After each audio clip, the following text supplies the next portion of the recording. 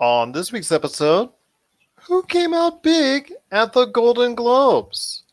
Our picks for movies in 2019, and is Rise of the Resistance the best theme park ride ever? All this and more as we're back for a new decade, and we as we're back for a new decade, and we delve into the pop culture cosmos. And we're back with another episode of the Pop Culture Cosmos. This is Gerald Glassford from Pop Culture Cosmos and Game Source and the Lakers Fast Break and Inside Sports Fantasy Football. Thank you so much for listening to all of our great shows. But it wouldn't be a Pop Culture Cosmos into a new decade without my good friend. He is the Pokemon Master for Pop Culture Cosmos. You got to check out what he's doing today, including all the stuff he's written for popculturecosmos.wordpress.com, his great show Topicocalypse, and of course his book, Congratulations You Suck, which is available everywhere you get your books. It is my good friend. It is Josh Peterson. After 18 years, the streak is finally over. You know what? I wanted to be the very best that there ever was. To catch them was my true quest, and to train them was my cause. And I guess I didn't train them well enough, because after 18 years, I have lost in a Pokemon battle against a gym leader in, I forget what the city's called. He looks like he's wearing a flat basketball on his head, and he trains dragon Pokemon, and I lost. So, bummer for that. I'm just going to have to train harder, come back at him next time with like a water type or something. We'll have to see. Who knows? But got my work cut out for me. And he's probably 1/3 your age. You're over the hill, man. It's all over. I know. The tragedies of getting old. That's right. Oh, well, congratulations. You suck. But but it is going to be a great episode we have going for you today. We're just, thanks, we're back. We're stronger than ever. It's a new decade of pop culture, and we cannot thank you enough for listening to us in the previous decade, and hope you will for many more episodes to come into this one. We're going to have a great episode coming up for you on today's show, including an update on the Golden Globe winners, our picks for the best and worst movies for 2019. We're going to talk a little bit about the value, because we had a letter that came into us. We had an email that came into us the other day from one of our listeners asking about the different, letting us know and commenting on the different things when it comes to the streaming market. So we're going to talk about, in our opinion, the best values right now in streaming. So we're going to talk about that coming up later in the show. I recently, along with Josh and I recently ventured out into America out there on our vacation breaks, on our winter breaks. So we had different experiences. Josh was located in Texas, and I actually went to Orlando. So I wanted to just say this as far as Orlando is concerned. Great place, a lot of fun, extremely crowded, and there's a lot of stuff going on there, including the new Rise of the Resistance. I will talk about my Disney World experience coming up later in the show as well. And if Rise of the Resistance, which is coming to Josh's neighborhood at Disneyland here in a couple weeks, is something that you need to go ahead and check out very soon. Plus, Josh also, during our time off, made a comment on a story that we followed at Pop Culture Cosmos and Game Source in regards to an analyst speaking out on the upcoming race that's going to start later this year with the new game consoles. So we'll talk about that as well. CES week is here, so we'll preview a little bit of that coming up later in the show. And of course, just want to thank everybody again for being part of the Pop Culture Cosmos. And I also want to give a big shout out before we go ahead and start off our show to our good friends, Voice from the Underground, also Imran Javed from the Jock and Nerd podcast, Marcus Sally, Race and Chew, everybody who appeared on all of our shows in the month of December. Had some great interviews about their thoughts on the decade in pop culture. And in Imran Javed, our latest interview, had a great chance to talk to him about what's coming up in his mind when it comes to some of the major entities in pop culture for this decade to come. So that was some great stuff out there that you can always check out on our Pop Culture Cosmos channel. But first off, my friend, it was the Golden Globes. before I give out some of the winners that we wanted to go ahead and quickly discuss, I wanted to go ahead and also talk to you about Ricky Gervais and your thoughts on him as a host, because he let it fly literally. And some of the jokes may have hit, some of the jokes may have missed, but they were truly going all over the place. And I'll tell you what, it's just something that is, he obviously tried to go ahead and push that envelope, and he did so in spades. But your thoughts on Ricky Gervais as the host, as a host? I don't know for how many more times longer, but at least he was the host for, I think, for the sixth time or fifth or sixth time at the Golden Globes. And your thoughts on how he did? Okay. I'm sorry. I'm still laughing. I'm reading about it right now too. I think, as a host of an award show, he was he was different. He was different. I know he's hosted these things before, but like, it's like, being at a family gathering and somebody finally snapping and getting up and saying everything that's been on their mind for the past like 20 years they've been alive.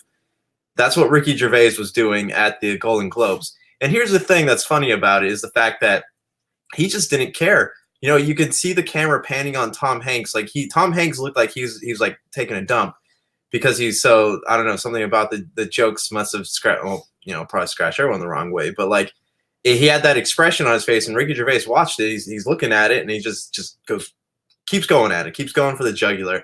And just the way that he went up there with a glass of beer, like, he just did not care. He didn't care. He wanted, like, he was actively trying to get kicked off. And a lot of the things that he's saying, though, like, it's offensive, but there's kind of some merit to him, though, like the whole thing about the celebrities at the award show making political statements. Like, I agree with some of the things that he was saying. Like, that's just what our award shows have become. But I don't know. I was actually kind of enamored by it. And yeah, some of the jokes were offensive. You could tell that the network wasn't ready for some of the things that he was about to say, because you can see a lot of the things. That's what you're going to get with him. Yeah. Yeah, and they knew that. But it's funny because a lot.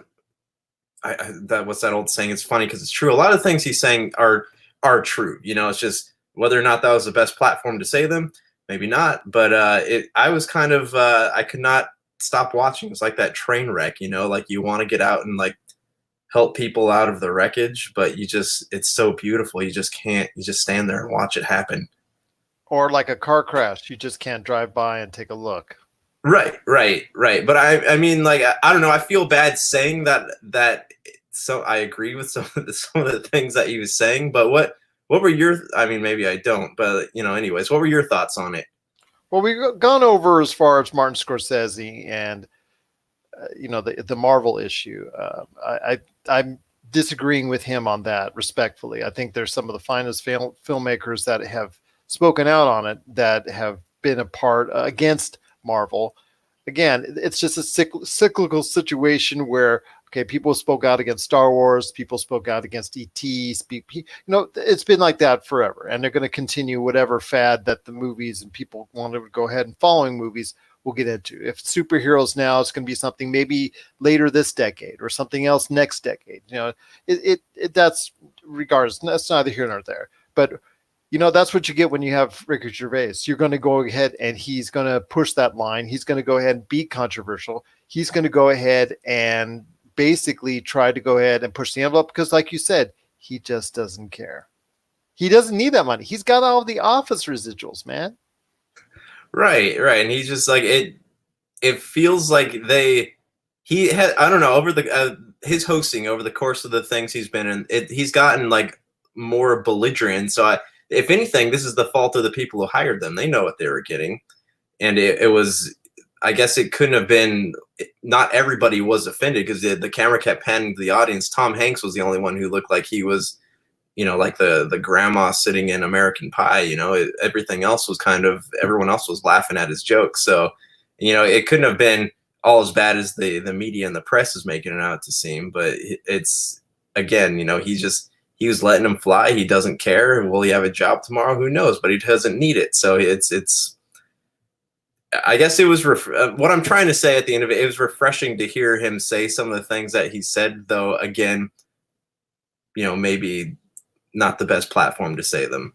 He was being not so politically correct in a politically correct environment. Yes, yeah, it was fun to watch.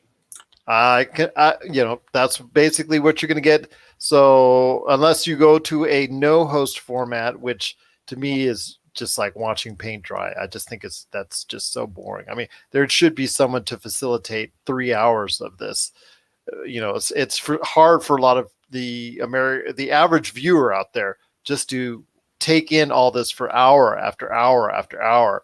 I mean, these stars that are sitting in the chairs, well, they go for breaks. They're gone for long periods of time. I mean, they have seat fillers that can come. Nobody has a seat fillers that can come in and sit there. Nobody has a seat filler for us as we watch this for hour after hour after hour. So, you know what, Ricky Gervais, he's going to do what he's going to do. That's what you're going to get when you hire Ricky Gervais.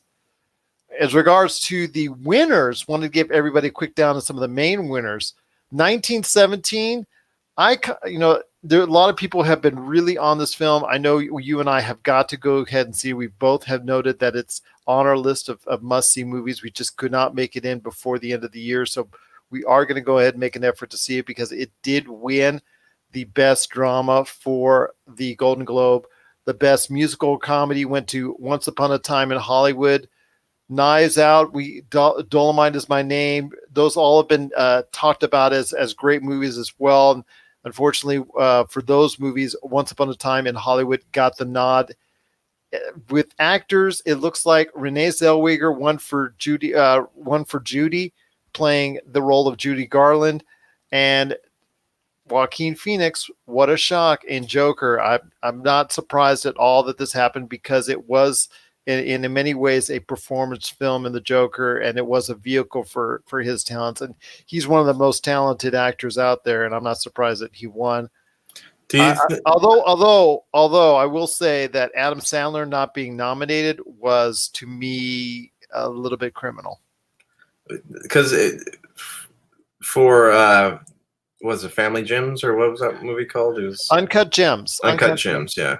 Yeah, was that a Netflix movie or was that a theater film? That's a theater film. It's from A24, the small studio that's trying, independent studios trying to, it's made a few films, but it's not really had any large, big hits as of yet. But this could be one of their biggest hits yet as far as the way it's performing, as far as on a low budget basis. But still, it's something that he's been lauded for. I suspect he'll probably get more love come Oscar time, and I think he might sneak in a nomination then, but we'll have to wait and see. Let us hope, man, because I mean, what a great way to cap, the career that he's had. Exactly, from the real low lows and the choices that he's made, even till this year. He made Murder and a Mystery with Jennifer Aniston, which wasn't exactly critically lauded, but you know what? It is the most popular entity on Netflix of 2019. So it's better than more popular than Stranger Things, more popular than Six Underground, more popular than The Irishman, The Two Popes, Dolomite Is My Name, Marriage Story, any of those movies. That was Marriage and a Murder was more popular than that. And you know what? It's a tribute to him that he could add to it. It's a tribute to Adam Sandler that he could go ahead and get that done and also come out hopefully with an Oscar nomination because he got no love from the Golden Globes. Just really going down real quickly. Awkwafina won for The Farewell, and I'm going to touch on that a little bit here in a minute. I'm going to touch on that in a minute for Best Actress in a Musical Comedy. Taron Egerton won for Best Actor in a Musical or Comedy. Best Supporting Actress was Laura Dern for Marriage Story. Brad Pitt won for Supporting Role for Once Upon a Time in Hollywood. So those are the major winners. I think also as well the animated winner as well. The animated winner. Let's see, check that out. The animated winner also was a surprise to me because get this, my friend. Let's see, what was it? Oh, The Missing Link.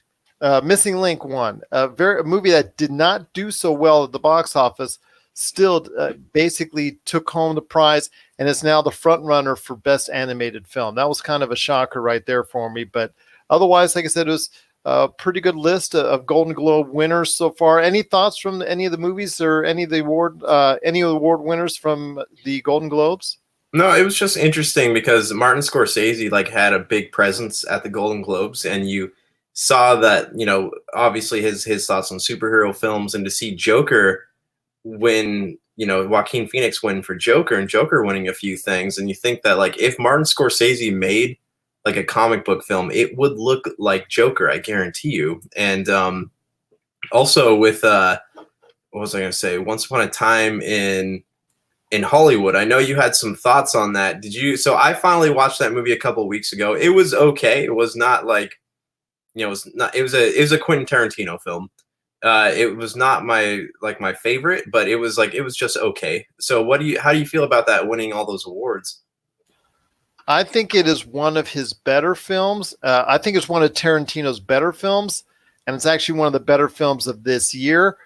But I think you and I just didn't get to see all the films that we needed to see to get a list that we think is going to stand up to previous years. I think our lists in previous years hold up a lot better. We just didn't get a chance to see all the ones that I think probably would have made the tops of our list. But it's going to appear on my list. It's going to appear actually pretty high, but it's still a very good movie, but it's still not the movie, not one of Tarantino's three best. I think I placed it fourth. I think it was probably after I watched it, if I remember what I said from previous episodes. So it is still a very good movie. In fact, one of the best movies of the year that I have seen.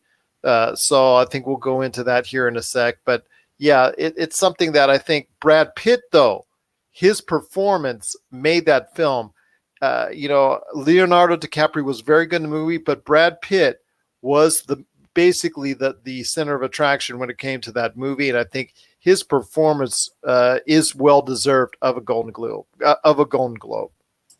Okay, one more thing.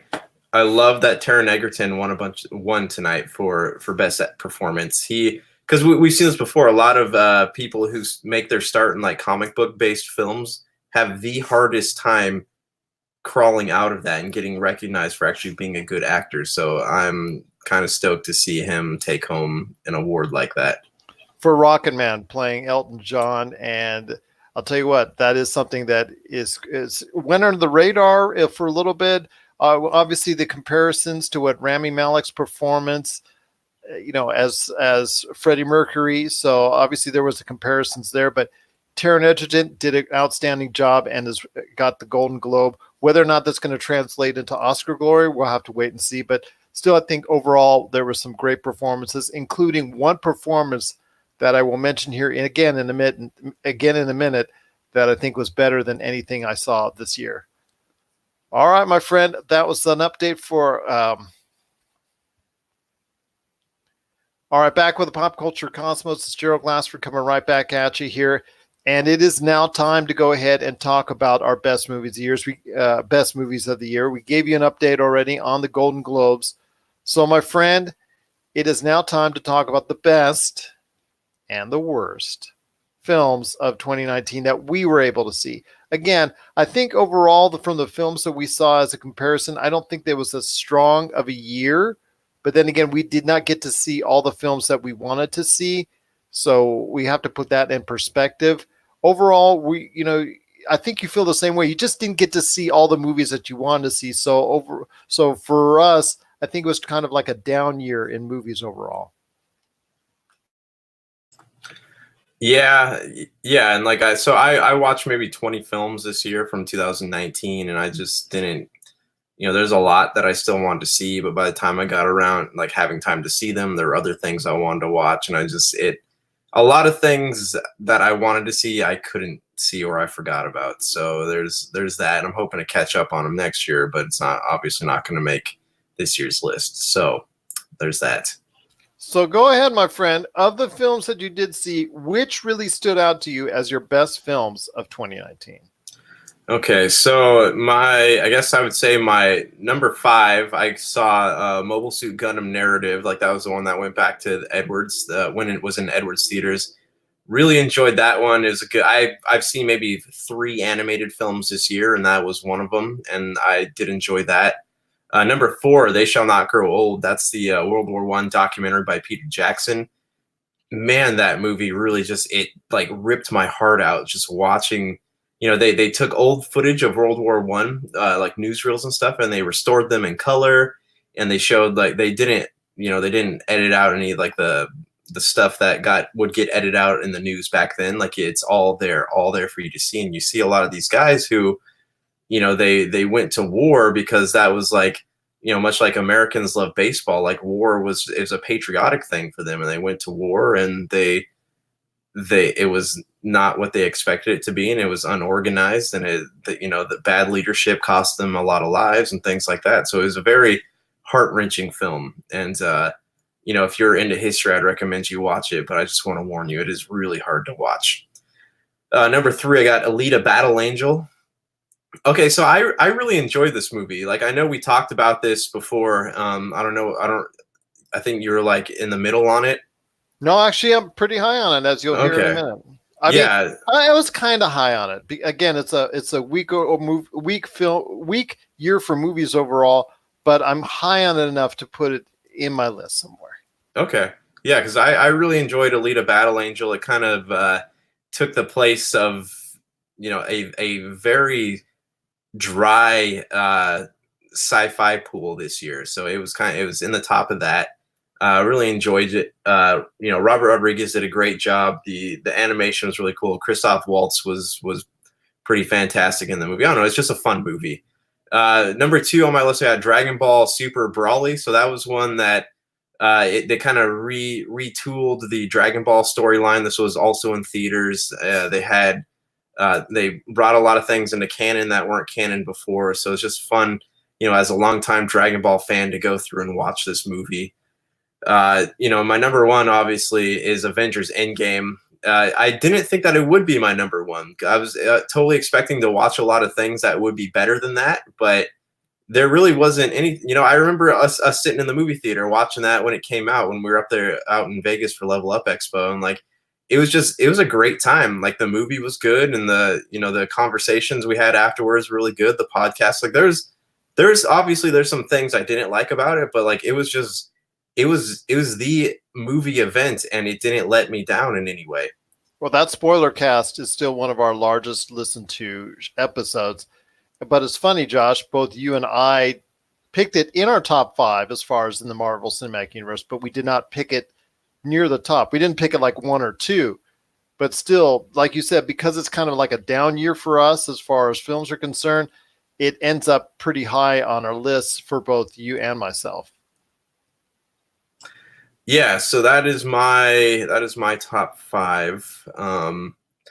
Obviously, special mentions like Spider-Man: Far From Home, I enjoyed. How to Train Your Dragon: Hidden World, also pretty good. Shazam was entertaining. It Chapter 2, I'm like in the middle on, but those are all things that I didn't hate watching. So I guess you could say that they were okay, but not a lot that I like really blew me away this year. I agree. There wasn't too much that blew me away as well. But I will start off with my list. It's actually going to be a top 10. I did get a chance to see a little bit more as far as films than you did, but I can get to see quite enough because I know a lot of films that are very well thought of are still something I've got to go ahead and go out of my way to see. But let's start off with number 10, which is The Irishman. And it is something that, no, it's not a vengeance against Martin Scorsese for, him saying what he did about Marvel movies. He said what he said. He's still one of the best directors of any era. Let's get that out of the way. But this film, the first 30 minutes are hard to watch because they tried to go ahead and do the de-aging technique. Let me ask you a question, Josh. Let me ask you a question. When you have a 75-year-old Robert De Niro, or he's in his 70s, let's say, he's in his 70s, Robert De Niro, trying to go ahead and do the postures of a man 40 years his junior, yet he's trying to go ahead. Yet he has the facial, the facial he has the facial special effects and the de-aging of a man that still looks like in his 40s, but he's trying to act like he's in his 30s or 20s. It just really didn't mesh. That first 30 minutes was really hard to watch because they tried to go ahead and de-age the major actors, all three of them, and it was just really a hard watch because of it. It also was a little bit too long, which is hard to say because, which is difficult to say because you see all these movies that are now 2.5, 3 hours now pushing that envelope as far as time is concerned. Some of them are able to pace it really, really well. Unfortunately, in this film, it was not paced entirely well, so there's some issues with that. But there are some really strong parts in the film when it gets to Robert De Niro, Joe Pesci, and Al Pacino. Al Pacino is a little bit too much Al Pacino and screaming everywhere, playing Jimmy Hoffa and whatnot. But Joe Pesci is so understated because he realized he's not going to out-scream Al Pacino. So he goes ahead, instead of trying to go ahead and being a screamer himself, plays a very understudied, a very understated role. And in doing so, I think it just stole the movie. He did such an outstanding job. Robert De Niro, once it gets started in the first hour, he does a really credible job. But again, it drags in places. But there are some really good moments, and I think that puts it number 10 for me. Number 9 is Toy Story 4. Very solid way to go out. Sporky is a lot of fun to watch, but I don't think they really needed to go ahead and end this. But again, it made $1 billion. So you know what? Props to Disney for doing so. And it didn't go out on a bad note at all. Went on a really solid note. Although I think of the 4 Toy Story movies, I think it's probably number 4 for me. Alita Battle Angel is at number 8. Really solid movie. Really enjoyable. Fun to watch. Well paced. I mean, you could put plot holes in there aside. I know it doesn't, the source material and all that. There's been a lot of questions about that. And there's also a question whether or not there will be a sequel that's ever made for it because it's on that fringe because it made $400 million worldwide. I hope there is because I think there's a lot of potential for it. I do like the character, and I thought there was enough good performances in it to make it worthwhile to see, to see a franchise down the road for it. Number 7, I think it's going to be something that's a lot of people either which way. They'd either dislike the film or really like the film, and that's Ad Astra with Brad Pitt. It's the first Brad Pitt movie on the list here, and that's going to be at number 6. That's going to be at number 7. Ad Astra, really good science fiction movie. It's maybe a little bit slow paced at times, but I think it had a real nice concept as Brad Pitt went after his father, Tommy Lee Jones, to find out what was going on. I enjoyed it. I thought it was a pretty good movie. I thought it was a decent watch. The Joker comes in at number 6. As I said before to you, it was hard for me to describe what kind of movie it was.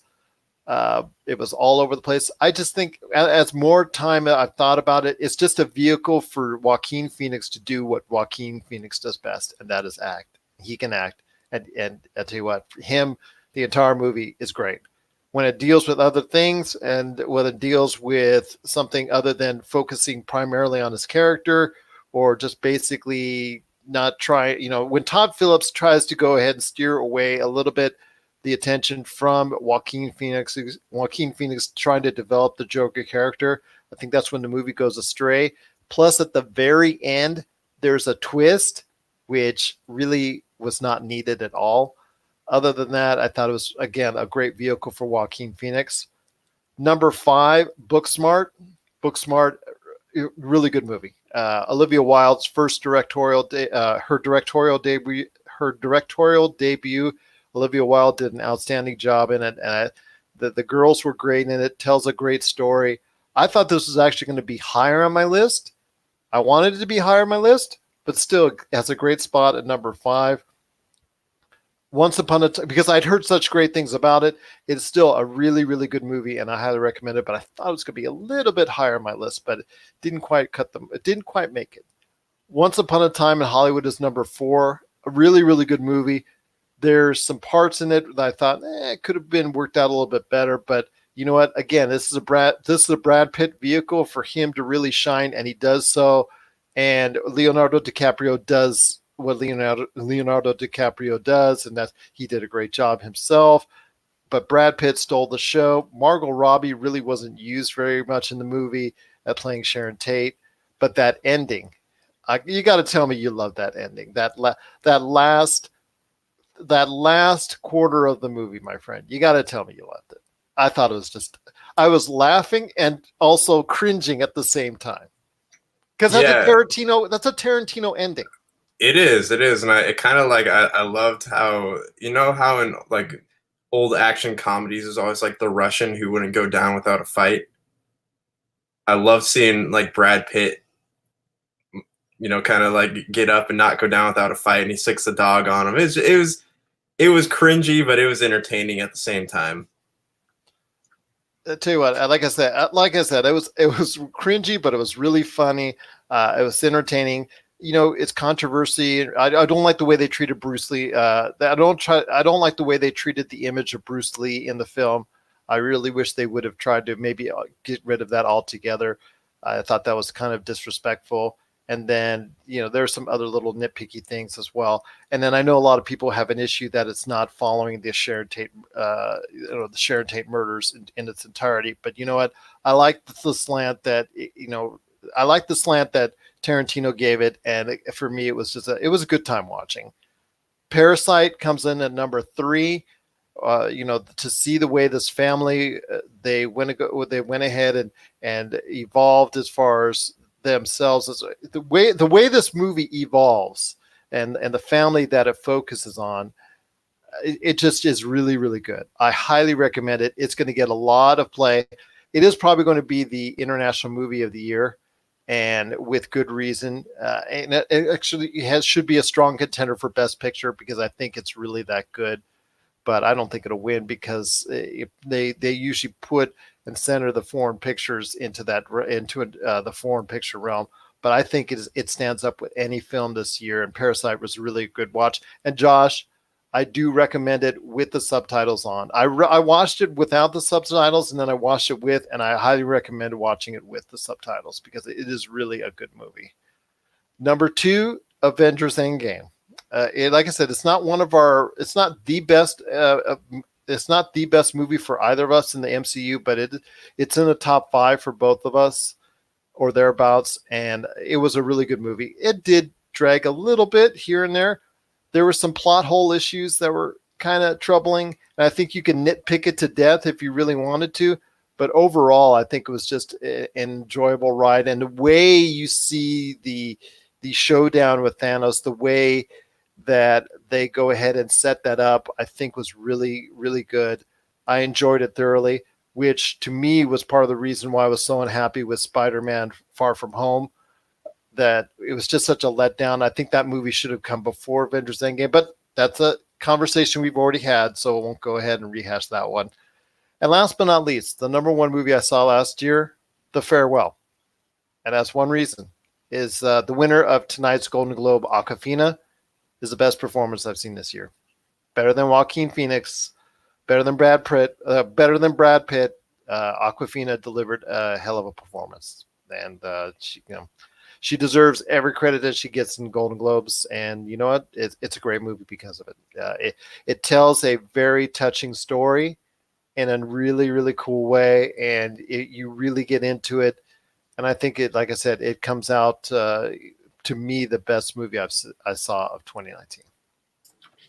Is that on Netflix, or is that a wide release film? That was a wide release film. Actually, well, not too wide release because it's a smaller film, but it's something that if you get a chance to see it on digital, I highly, highly recommend it.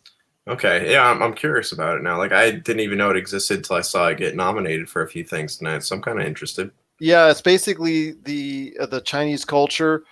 The grandma has gotten an illness, and she's been only given a short time to live, but she's not been told this, so she's still going about her routine and whatnot. And the whole family has to center around including Awkwafina, who flies in from the United States to go ahead and be a part of the family. And you just see the way the family interacts with each other, while they're still trying to deal with this issue, because they don't want to go ahead and tell the matriarch of the entire family exactly what's going on. So you deal with those difficult issues, plus you see the interactions between the family, and you get a great leading performance by Awkwafina, who's thrust into this position that she didn't want to have, and now she becomes the center of the entire family through all of it. Yeah, it's just really just a great movie. So The Farewell is one of our best. It is my best of 2019. Next week, Josh, though, we got to go ahead and we got to cancel off the decade on next week's show and go ahead and make sure we give our countdown of our final list for the entire decade for films. I know a lot of people out there been asking about it, so next week, can we go ahead and get a countdown of our top 5 or 10 of the decade? Yeah, it's a list that's a lot longer, but yeah, let's do it. All right, so next week we're going to go ahead and count down our top 10 of the decade, and then we'll be done with the decade of, I don't know, what do you call them, 2010s? We'll just call them the 2010s. So we'll be done with our decade of the 2010s next week's Pop Culture Cosmos, when we talk about our top 10 films of the last decade. 2010s, ladies and gentlemen, you heard it here first. We are coining the term. All merchandise proceeds go directly to us. Well, I just want to get all the money from the radio stations. There you go, the payola. But anyways, coming up after the break, we want to go ahead and talk about the worst films that we saw of 2019. Also, as well, we want to talk about the streaming services and who has the better value.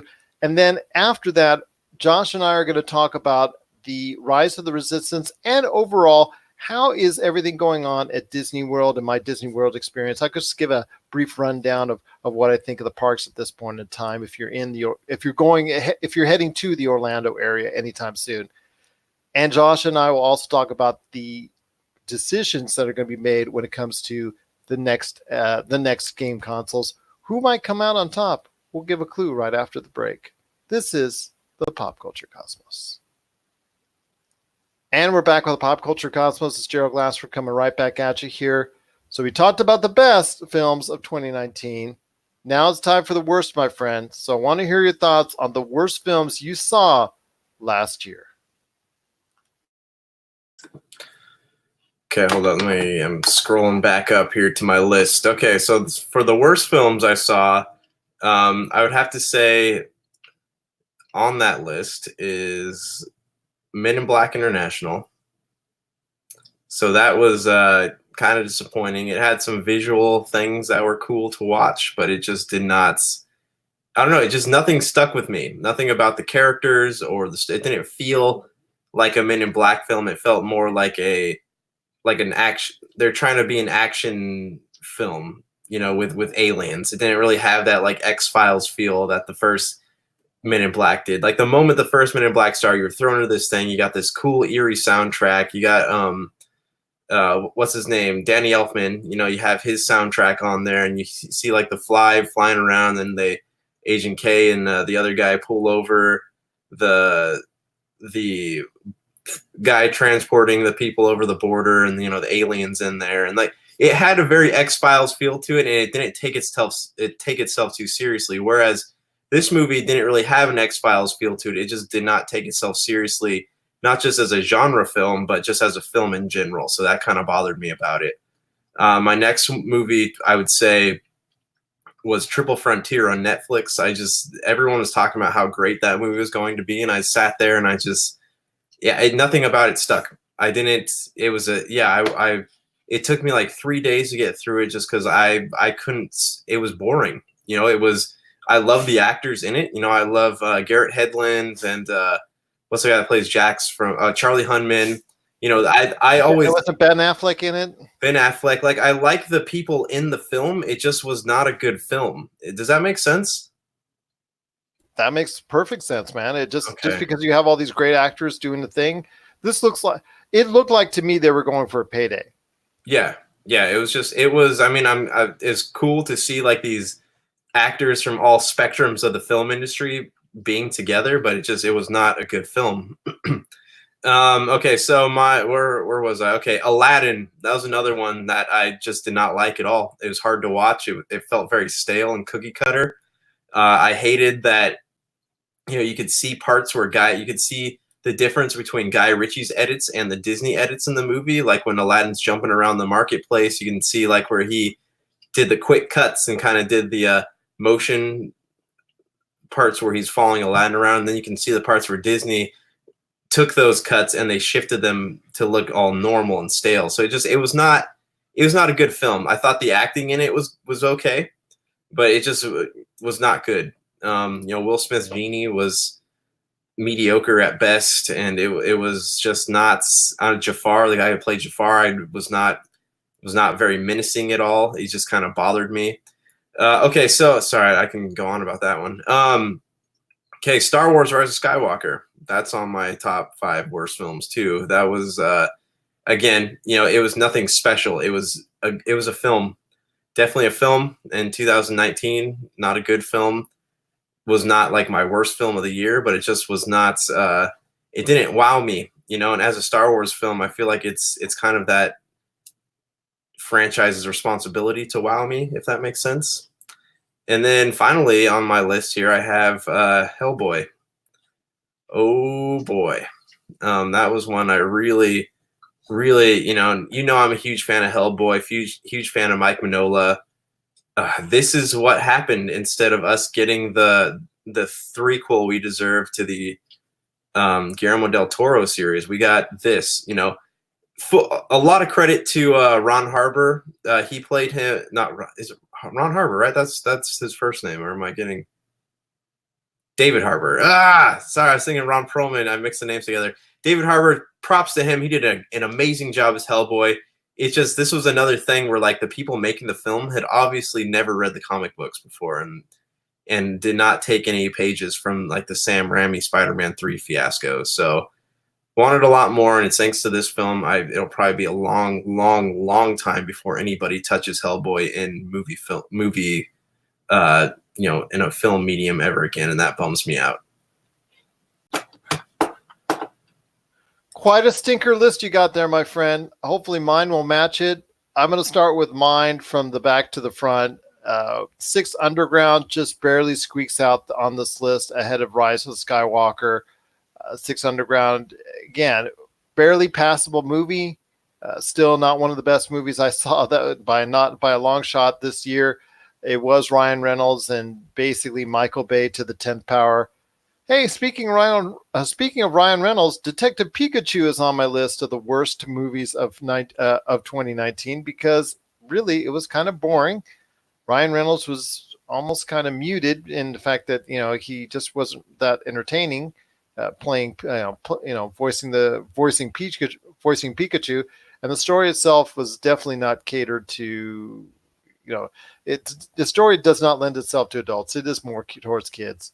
Speaking of kids movies, Lego Movie 2, the second part, was really a letdown and might have just cost the Lego Movie franchise. It just might have ended the Lego Movie franchise because it was boring. I fell asleep and had to rewatch it, and then regretted I rewatched it. Glass was also on my list of the worst movies of 2019. I went to the theaters. I was so excited to see it after what we saw from the first 2 films in this series from M. Night Shyamalan, and thinking to myself, yeah, this could be great. But the thing is, it fell so flat and the ending was so lame. I understand he self-funded this, him being M. Night Shyamalan, and he still, even though the movie did not meet up to a lot of financial expectations, he still made a lot of cash because it still made quite a bit of money at the box office. But you know what? It deserved a better ending. It deserved an ending on a where it was supposed to be ending. I think in the skyscraper battle between superheroes with special effects and all that. And you know what? We didn't even get anything close. So that was it was pretty slow throughout as well. I just unfortunately wasted the talents of all 3 great actors involved, Bruce Willis, James McAvoy, and Samuel L. Jackson, and unfortunately just didn't quite cut the mustard for me. Continuing my list, Shazam. What a bummer. I'll tell you what, I had such high hopes for this. It was looking like it was going to be something special, and it was just a stinker. I think Shazam. It's just, I'm glad Shazam will continue and they'll get another crack at it. I think Shazam himself. I think he did a good a job as he can as far as playing Shazam. Who played Shazam? I think Zachary Levi did a great job as Shazam, but that was the only thing about the movie I liked. Everything else really just was it was just a terrible movie. He was like you said with David Harbour, great performance in a lousy movie, lousy story, lousy direction, just awful, just absolutely awful.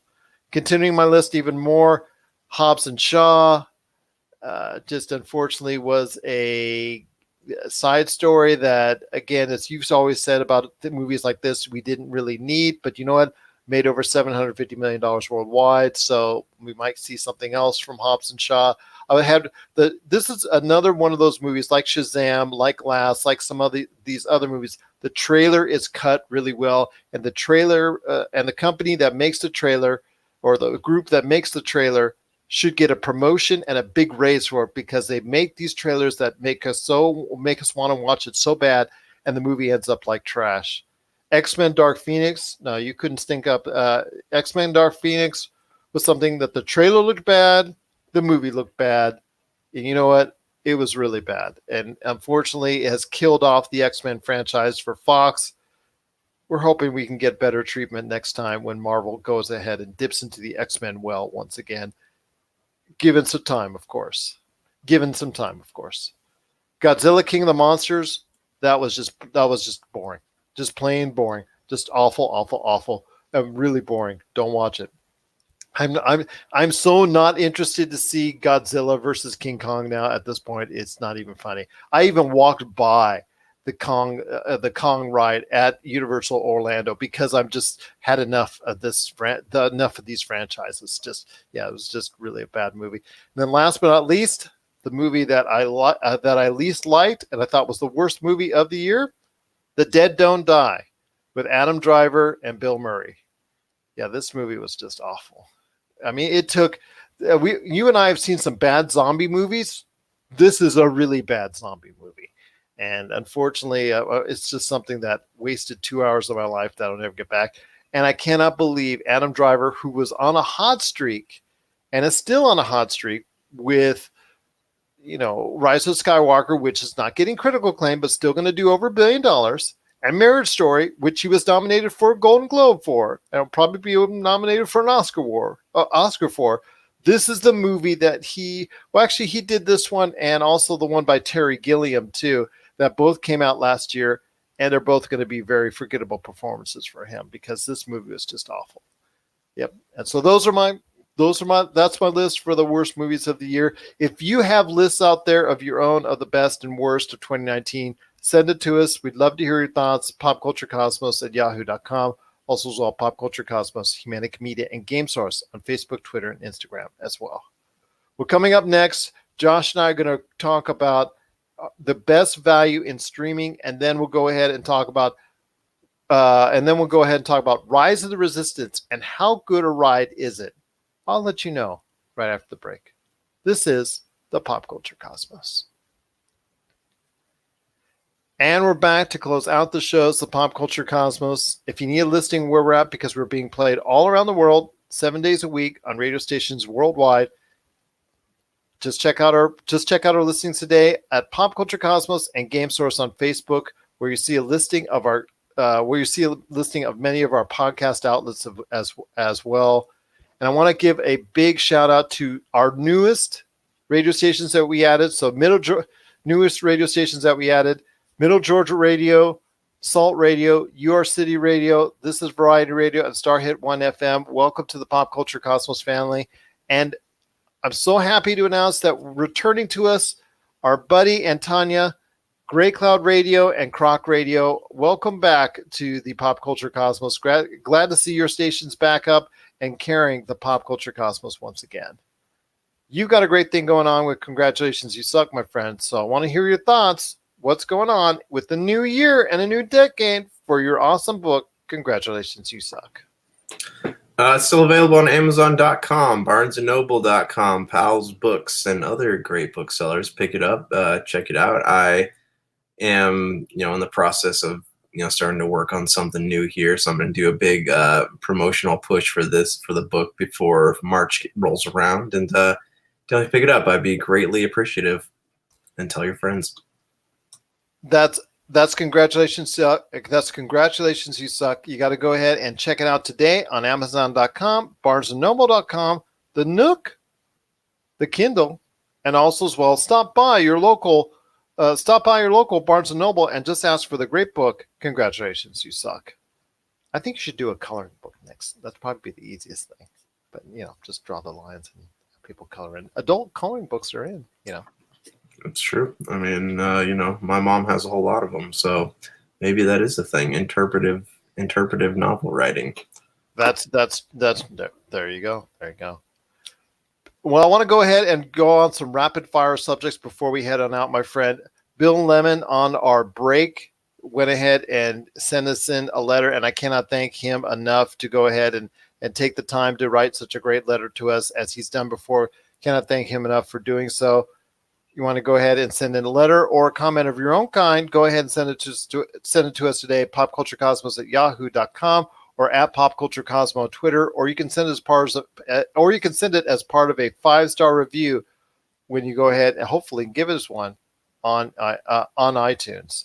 But Bill was talking about the values of streaming services in today's marketplace and what a value to individuals out there who don't always have the type of money to go ahead and buy everything or have cable, have the extensive cable packages, or like us, man, we can't afford all the cable packages. We can't afford all the streaming packages in the world out there. That, as you've said before, that totals out to hundreds and hundreds of dollars. So people like us have to make a decision financially on where to go with the best value for the money in streaming. So I want to hear your thoughts, man. The three that came to mind with him that he talked about were Netflix, Disney Plus, and Amazon Prime. There's three great reasons. They both have their ups and downs. They both have their good and bad reasons why you want to go with them as far as the value. So I want to hear your thoughts, man, on the value of these services when it comes to Disney Plus, Amazon Prime, and Netflix.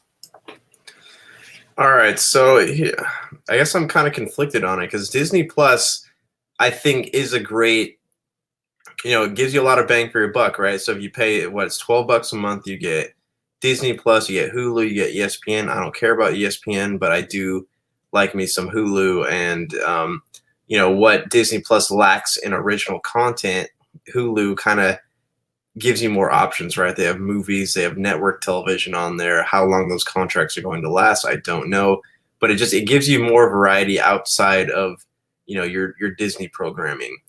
That being said, like Netflix and Amazon, like they do have original content, and they have things that are big shows people want to watch: Stranger Things, The Witcher, the OA, just a lot of like fringe shows that end up being really good. Same thing with Amazon Prime, right? They got Carnival Row, they got The Boys, they got that new one with Eddie Redmayne.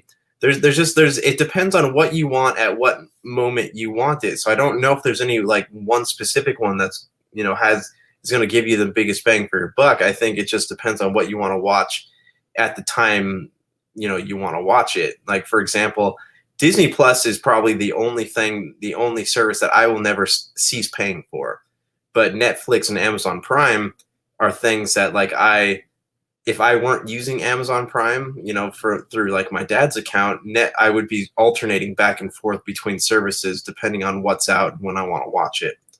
So, I guess Disney Plus would be the correct answer for that, but it's still, it's very restrictive on what you can watch, because obviously the big shows that people are talking about, you're not going to get those on Disney Plus.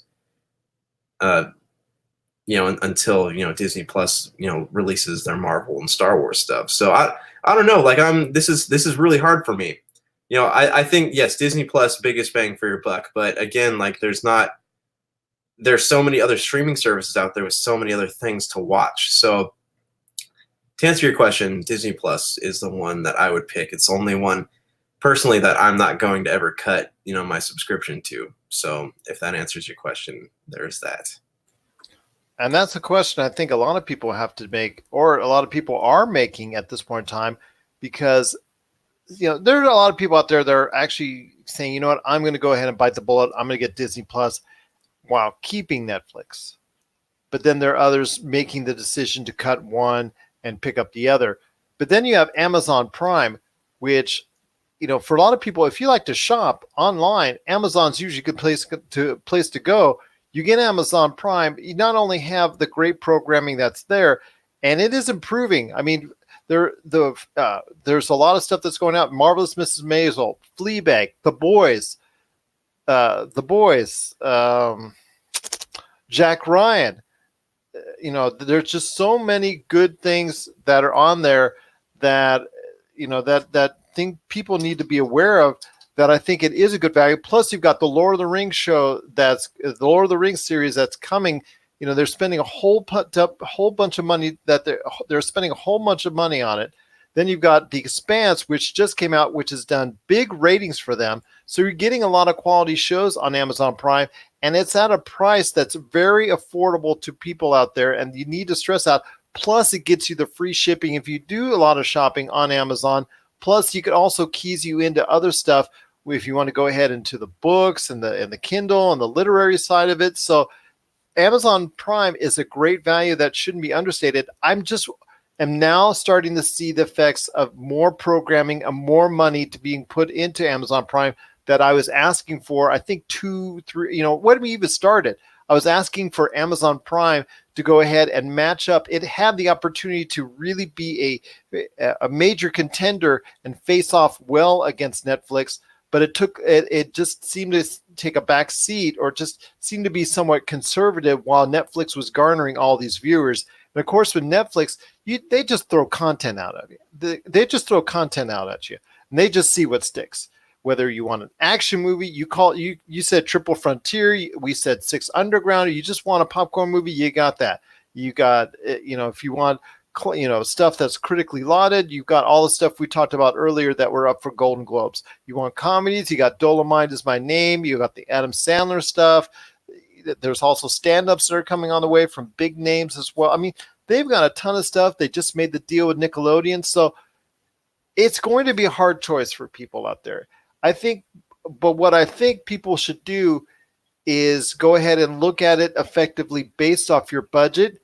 I also think that people should go ahead and not, if they're worried about switching back and forth, not tie themselves into yearly programs and just pay the extra $1 or $2 that it takes to go ahead and have it for having it on a shorter term.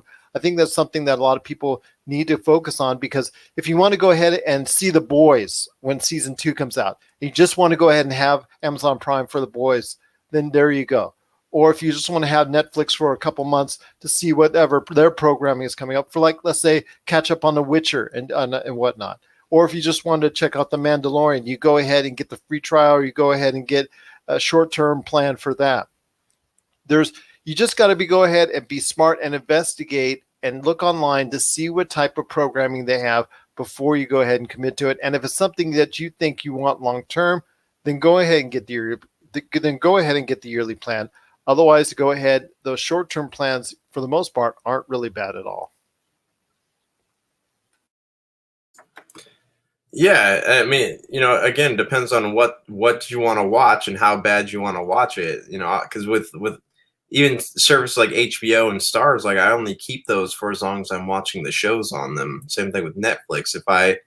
If there's something on there that I'm watching and then I'm over it and there's not something coming out for another 6 months, I'm going to cancel and then pick it back up again when that show comes on. But the one continuous subscription I will keep is Disney Plus, just because it has got so much content on there that it's going to take me forever to get through all the things that I actually want to watch.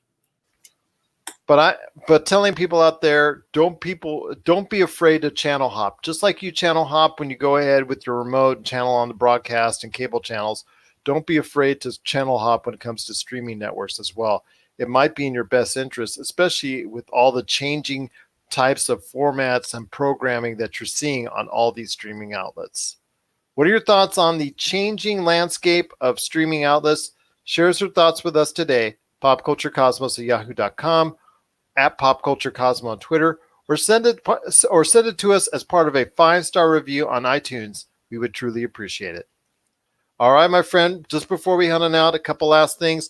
I do want to mention that I did head down to Orlando, got the chance to go ahead and check out all the great parks. Have you been to Orlando? I have not. I've always wanted to go down there and check out the the Harry Potter castle, because I hear it's a lot bigger than the one that we have down here. That it is. Yeah, I've heard good things. I want to get down there eventually, but no, I've never been. So tell me about it. Well, I'll tell you what, on the Universal side, they it's a lot like Netflix. They throw a lot at you as far as rides and whatnot, kind of hit or miss and sees what they see what sticks. But the newest addition, Volcano Bay, was really great as a water park. I'll give them big props for that. Like, when you're down there for Universal Orlando and you go ahead and you see the Harry Potter land, it's a lot larger than the one in California. A lot of great things to say about that. A lot of great experiences. My girls got to ride the new Hagrid roller coaster that they just opened up. That was a lot of fun. And just a lot of, you take the train that takes you from one land to another. If you take the Harry Potter train, that's a great experience for any Harry Potter fans out there. And yeah, it's if you're really into Harry Potter, I would recommend it highly. That one at Universal Orlando. Otherwise, like I said, you're going to get a lot of rides at Universal. Not all of them stick. Not all the properties are familiar with. Not all the things that it's just starting to date itself. That's why they're necessitating a new park that they're under construction for, that they're going to have out in a couple of years. So Universal Orlando is, especially if you're into Harry Potter, I think is a good thing indeed. When it comes to the parks itself, I went back in 2016 for Disney parks, and we went there, and at the time, Hollywood Studios was a distant number 4 experience for us. And that was because it was very small, very compact, not much to do. The Star Wars was there as far as the sampling, but it really wasn't that evolved yet. A lot has changed in the 3 years that since we've been there.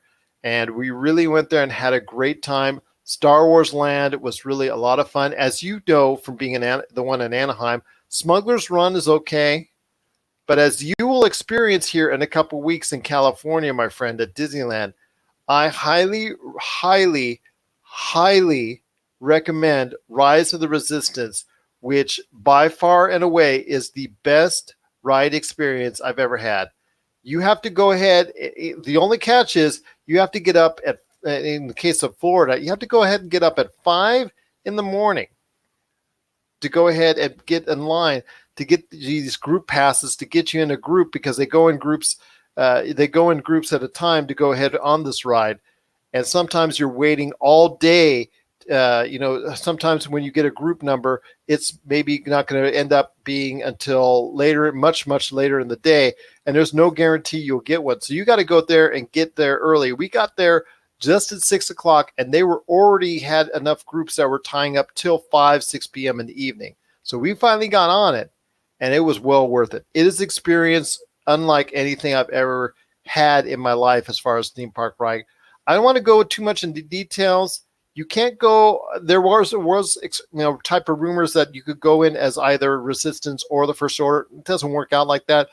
You are a member of the Resistance. I'll give it that. But it is an experience. I'm going to let you experience it, and then I want you to go ahead and go on it and tell me what you think. And then we'll go ahead and give the spoilers from there, because it was really something special, and I highly recommend Rise of Resistance, whether you're going into Universal Orlando or the one that's coming up here in a couple weeks at Disneyland.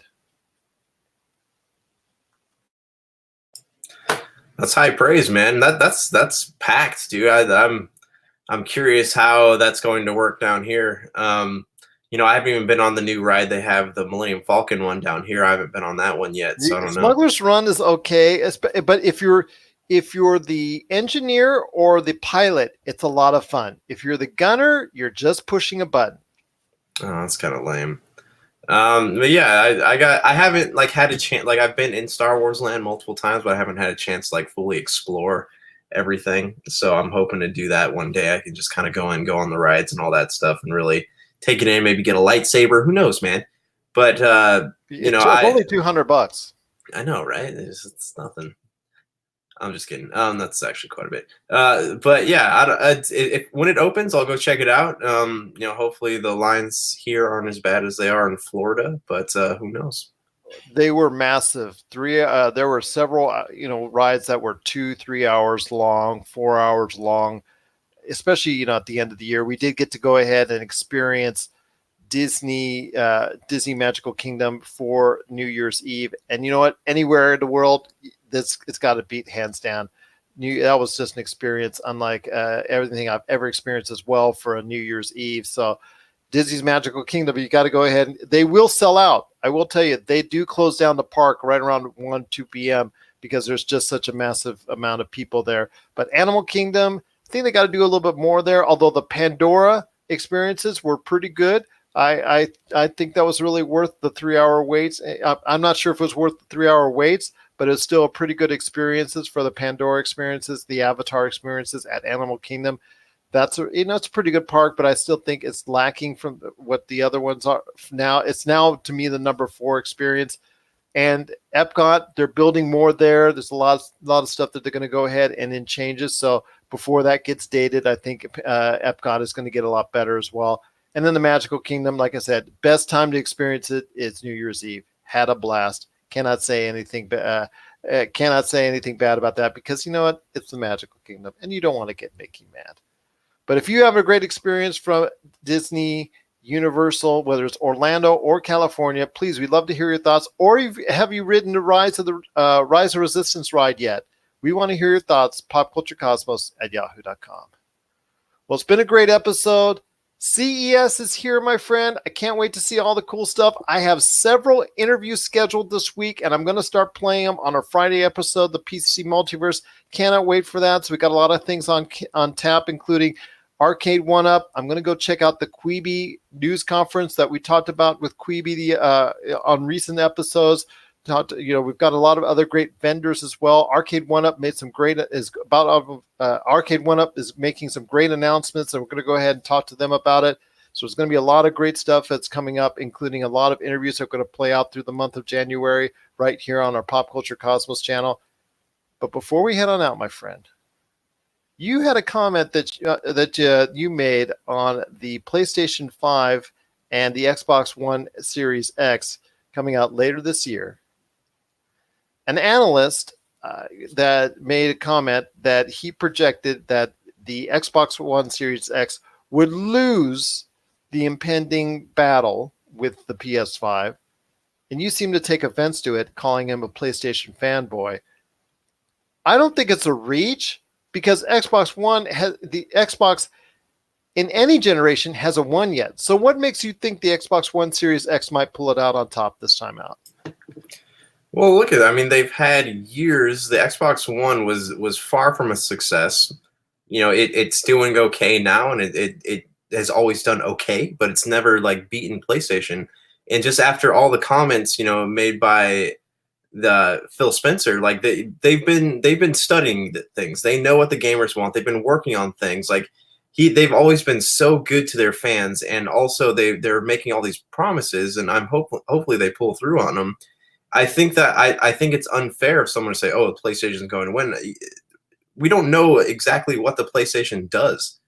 We know it has ray tracing, for people who think that's important. But it's like, why is it that you're saying something's going to beat the Xbox when you don't really know much about either console? That's an act of fandom. That's not really a lot of facts there. It's like any time it comes to PlayStation versus Xbox, there are so many fanboys out there for PlayStation. It's ridiculous. It doesn't matter if the Xbox plays something and the PlayStation crashes it on launch. They're still gonna be like, well, PlayStation is so much better. So I don't know. Like I have a hard time believing anyone who says that PlayStation 5 is going to outsell the next Xbox when we don't really know much about either of them. So I'm kind of taking all these things that quote unquote analysts are saying with a grain of salt.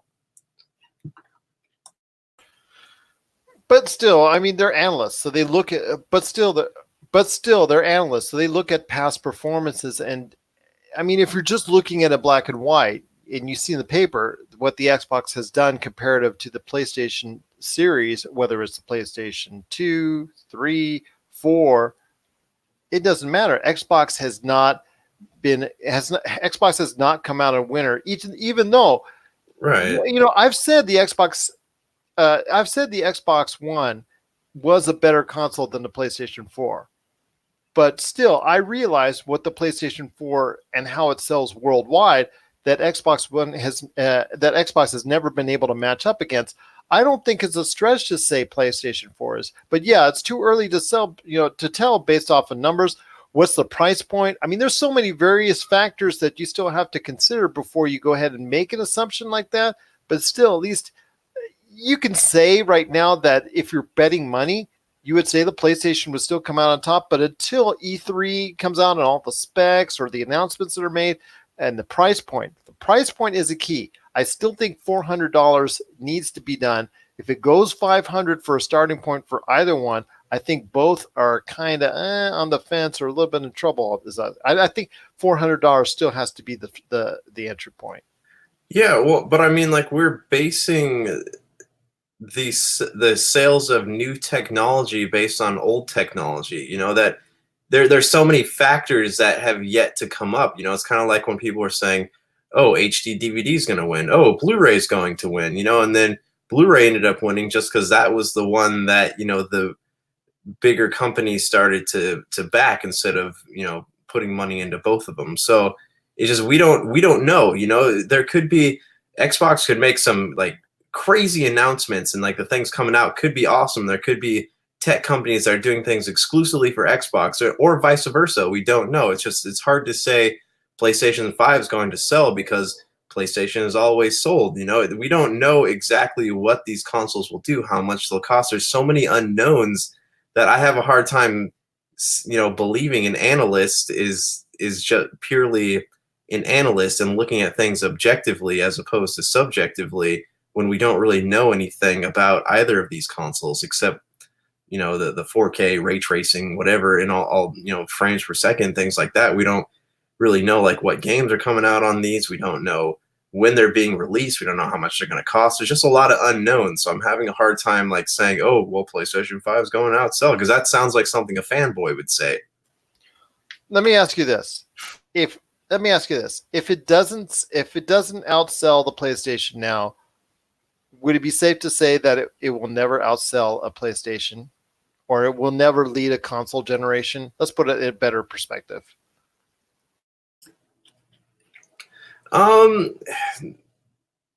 Yeah, I suppose that could be a possibility, but it all just depends on, even like with PlayStation, right? We're seeing this last generation, especially, like we're seeing a downfall in people like playing AAA titles, playing cinematic games. So how long until any of these consoles really, stay on top of the market like they used to? It's a whole different landscape. So yeah, I mean, Xbox, I would hope that Xbox would eventually like climb on top, but we don't really know anything, and maybe PlayStation will outsell it. I don't know. I don't want to say never because that's kind of a dire word, but I suppose it's a possibility. Well, as long as you're not telling me Google Stadia is going to come out on top, they have to show me a lot more before they go ahead and they'd have to show me a lot more before we go ahead and even think of them in that context. Any last? Oh, go ahead. Oh, sorry. Yeah, and from the things I've heard about Google Stadia so far, they're not exactly flattering. So I don't really think that is going to be a thing for very much longer. But yeah, we'll see what happens. Streaming games definitely changes things, but how much so? I guess we'll find out in the next couple of years. We will indeed. What are your thoughts out there on the impending battle between the PS5 and the Xbox One Series X? Share us your thoughts. popculturecosmos@yahoo.com. Well, my friend, it's been a great episode. Again, I will be covering CES, so I hope to start bringing you some of these great interviews starting on our Friday show. Any last thoughts on our way out? Pokemon champ, back to the drawing board, perhaps? Back to the drawing board. I'm working on getting my like top list of 2019 out. My albums of 2019 you can check out now on the Pop Culture Cosmos page. But yeah, I'm getting some more lists formulated, and stay tuned for those. And next Monday's show, we will go ahead and cover the best of the decade of the 2010s. Sounds good indeed. And maybe Josh will be back on a hot streak on Pokemon once again. So for Josh Peterson, go. One can only hope, right? One can only hope. So for Josh Peterson, this is Gerald Glassford. It's another beautiful day in paradise right here in the Pop Culture Cosmos. We thank you for listening. And here's hoping you have yourself a great day.